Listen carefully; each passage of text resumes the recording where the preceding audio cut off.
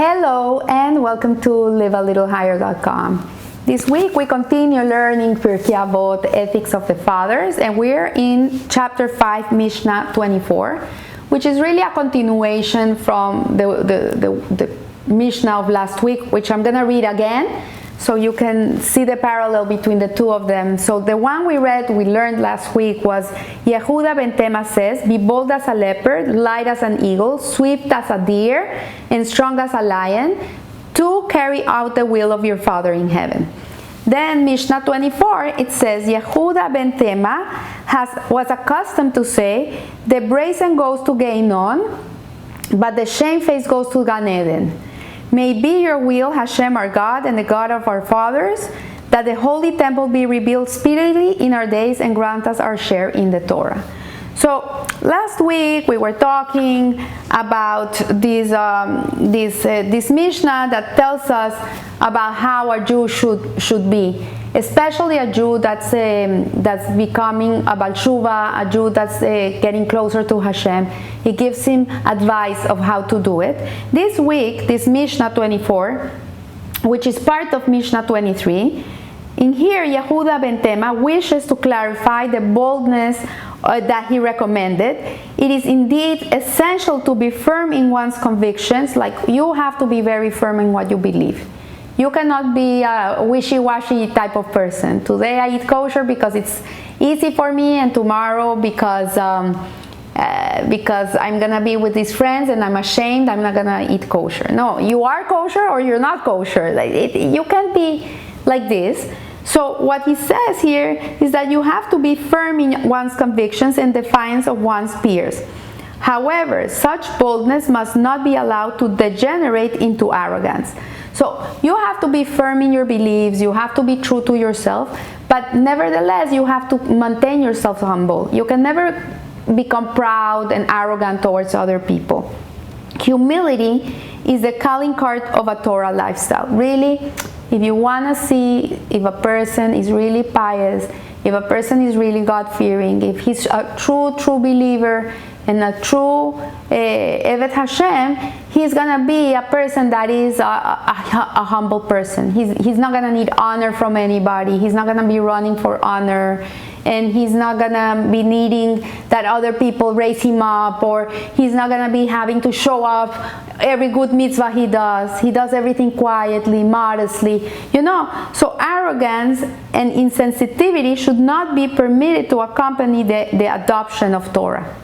And I was talking to someone this week, and I said to her in one of my classes, when the godly neshama, when we were godly soul, gets strong, becomes stronger, when we grow spiritually, the animal soul, the Yetzer Hara, grows with it. So the temptations become bigger. So you see people that are in very high positions, that they should be humble people. It's very hard for them because they're always being honored. People stand up when they walk in. The people are calling them all day to ask them questions. It becomes harder. So if you're not a person that is so important, then nobody's gonna bother you. But if you become an important person, to be able to maintain yourself humble is a very, very big job. So what he's saying here is arrogance and insensitivity should not be permitted to accompany the adoption of Torah. Such behavior constitutes a Hilul Hashem. Hilul Hashem means that you're desecrating the name of God. So insolence indeed warrants Geinon. So a person that is insolent, that is haughty, that is arrogant, and that is not sensitive to other people, merits to be in Geinon. So the translation boshes as shamefaced, as it says in this Mishnah, may be misleading. When it says here that but the shamefaced goes to Garden of Eden. Like shamefaced, you would think it's a person that suffers from shame, but it's not the right connotation. Boshes is what it really means. It's a person that is modest, that is simple, that is modest. Which is the opposite of arrogance. It's a person that does everything, but it's quiet on his ways, doesn't need to be boasting about his life, And he says here, Rabbi Tursky, that technically there is a difference between guilt and shame. Guilt is a distressing feeling resulting from awareness that one has done wrong. So when a person does something wrong, there can be two ways of feeling what he did. One is shame that he did wrong, which is not bad. It's guilt. It's not bad to feel like that. It's not something bad. Because if a person doesn't feel remorse, doesn't feel that he did something wrong, how can he grow? How can he change? How can he get better? But then there's another feeling that you have to be very careful, which is the guilty feeling.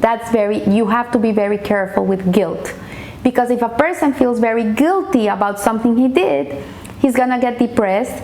It's gonna pull him down, and this comes from the Yetzer Hara 100%. And he's gonna be in a black hole. He's gonna feel like he's such a bad person, and at the end he won't be able to do teshuvah, and he won't be able to correct his ways because of that feeling. So we need to be very careful how we feel when we do something that is not the right thing to do, how we feel about it.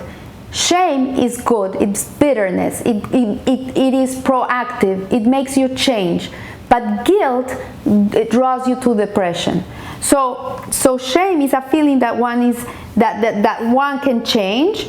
The guilt is one that, and it's really not shame, it's remorse. That's the right word, remorse. I'm sorry, shame is not a good word either. Because a person that is shamed is also not a good feeling. It's not something good to feel.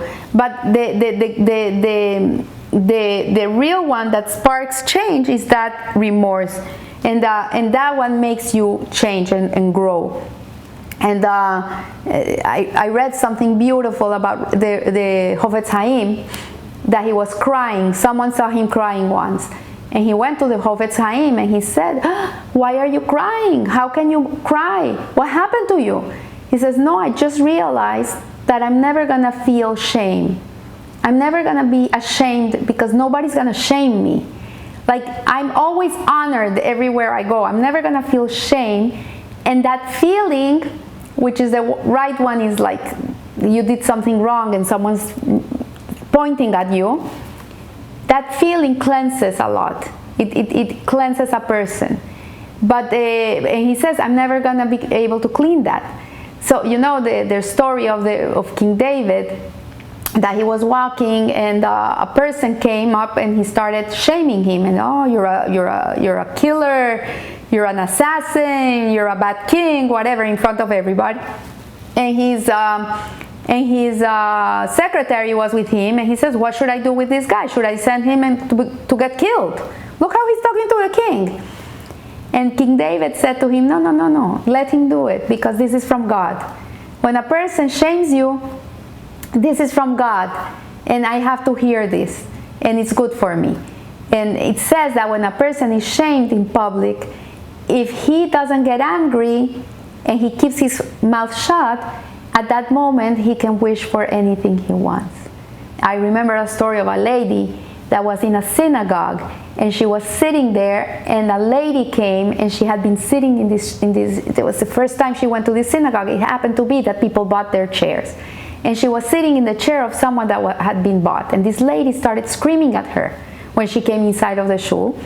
And the lady just got up and quietly, with a red face, moved to another seat. And then someone else came crying to her because she kept quiet. She says, please, I've been praying for a baby for 10 years and I haven't been able to get pregnant, but I know that if you give me the blessing, I'll get pregnant. And it was like that. She gave her the bracha, and a year later she had a baby. So shame is not something that bad if you take it in the right way. Yeah, you get a little bit of shame, okay, you brush it off and you go on. You can survive that. But guilt is something that eats you up, and that is not a good feeling. So you should always fight it. It comes from the Yetzer Hara. It's not a good feeling. It's not appropriate because it doesn't change you. It doesn't help you be better. It's going to make you worse. So what he ends up saying here is that the modesty is an outgrowth of humility, this shame. As Rambam says in the letter to his son, humility and modesty are the foundation of all commendable character traits. If there's two things we have to work on our lives, it's humility and modesty. And although Yehuda ben Tema advice may have been directed to the newcomer to Yiddishkeit, to the Baal Tshuva, it is equally valid for everybody. Indeed, inasmuch as we should all be seeking to improve ourselves, our spiritual growth should render the spirituality of the past as inadequate. We should all feel like Baal Tshuvas. Everybody should always feel they're not a completed project. We always have something to grow. There's something more to do. If you pray every day, then you can try to pray with more intention. If you keep Shabbat since you were born, try to keep Shabbat with more joy. There's always room to grow. So I wish you a blessed week, Shabbat Shalom, and remember, live a little higher. Thank you.